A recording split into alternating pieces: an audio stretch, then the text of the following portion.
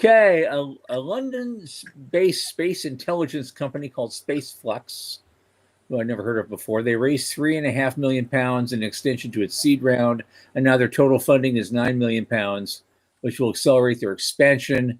And that was led by Blackfinch Ventures with a major follow-on, and also it marks the entry of Tokyo-based firm Sparks X Asset Management Company.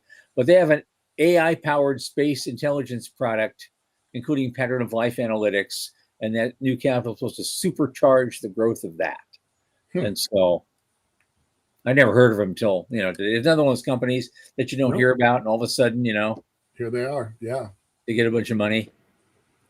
Yeah, we reported a little bit about that last week when we talked about the Space Capital report, where roughly $3 billion of new money came into the industry in the last 90 days for almost 150 companies. As knowledgeable as Tom and I are, we cannot track all of the new companies coming into the industry. It's amazing.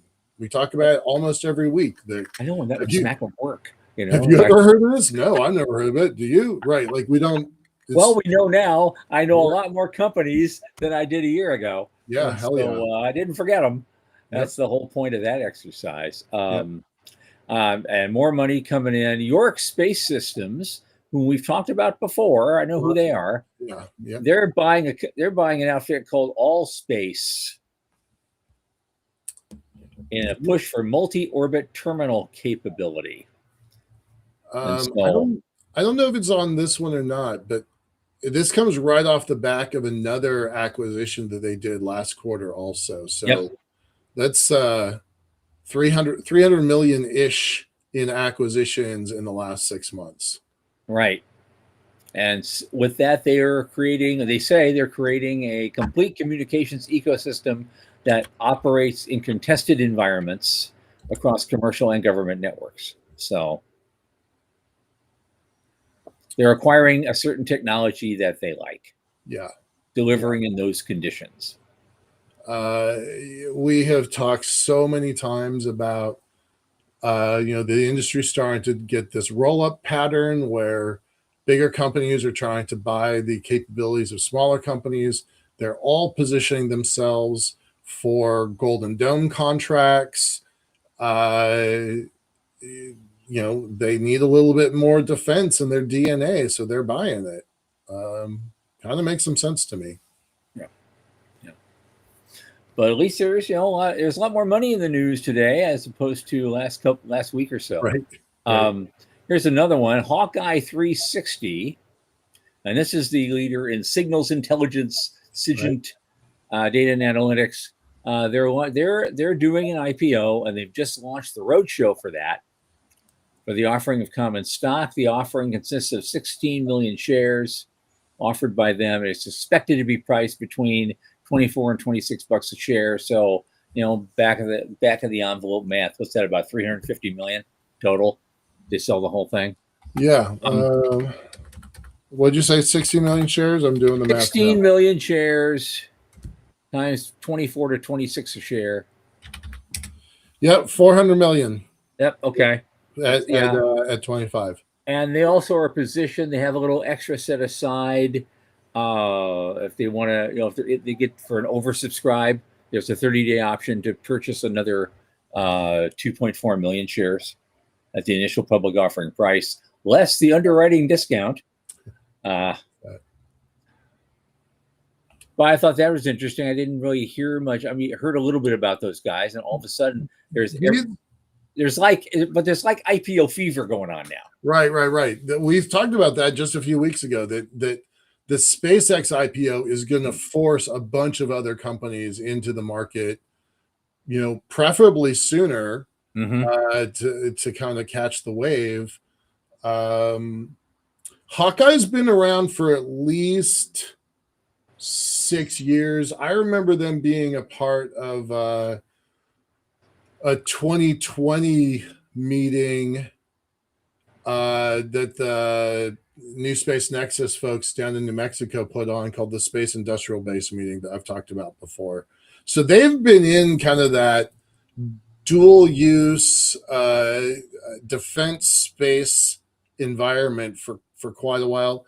And we talked about them early last year because they were one of the folks that got the StratFi award that, it's almost a 4-for-1 leverage for the private investor because it caps out at $60 million.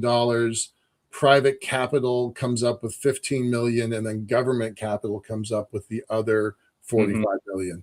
So these folks were an early winner of that lottery. Yep.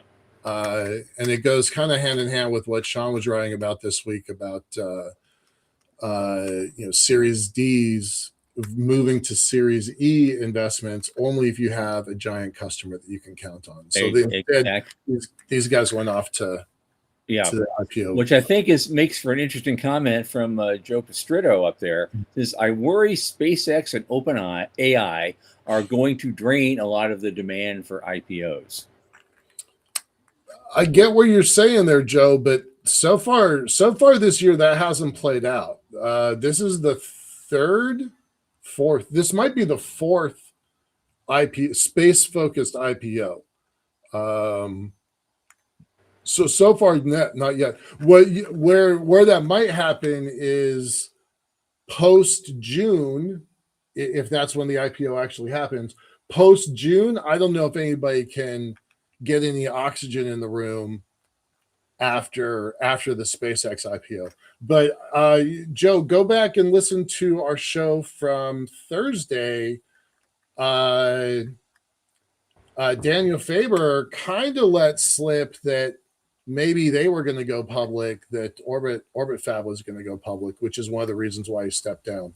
It's worth listening to that. He just had a blip of it. And I asked him about it, and he backtracked really fast. But I mean, you can make your own decisions. But to me, I think he was saying that they were going to go IPO sooner rather than later. And Joe responds that Goldman projects 160 billion of IPO this year, and those two will take the most of that. Oh God! Oh, he's wrong. I mean, it makes some weird, twisted sense. Right. We'll see what happens. OpenAI and the same thing. OpenAI didn't meet its marks. Right. For first quarter, it didn't meet its marks at all, and so everybody's still going along like it's tulip mania. Everything's fine. Here's my tulip. Do you want to? Here's my tulip. Do you want a tulip? I'm selling tulips. Yeah, stick it in a glass of cream to mint. You can have a mint tulip. There you go. A Southern favorite for long ago. Yeah. Sean said it doesn't help the CFOs trying to figure out how to pay the bills. Yeah. So, exactly. Hey, Doug, I didn't see you there. Thanks for joining us today. Yep. Okay, what's next?